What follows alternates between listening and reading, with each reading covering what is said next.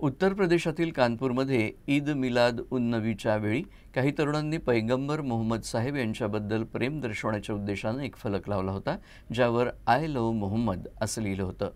कानपूर पोलिसांनी हे फलक लावणारे सुमारे 25 मुस्लिम तरुणांच्या विरोधात FIR दाखल केलाय। या घटनेमुळे देशभरातील पैगंबर मोहम्मद साहेब यांच्या अनुयायांमध्ये संतापाची लाट उसळली आहे।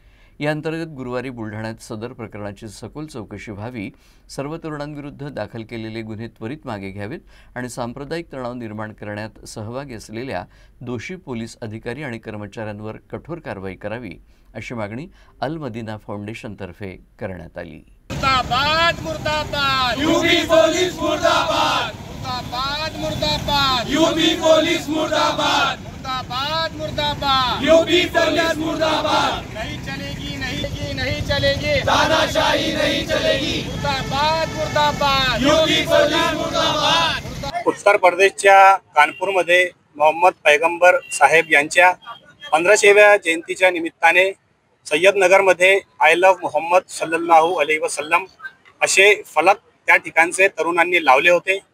सदर फलकावरून उत्तर प्रदेश कानपूर पोलिसांनी सदर 25 युवकांविरुद्ध गुन्हे दाखल केलेले आहे। ही अत्यंत निषेधार्ह घटना आहे। आम्ही या घटनेच्या निषेधासाठी आज बुलढाणा जिल्हाधिकारी या ठिकाणी आलेलो आहे।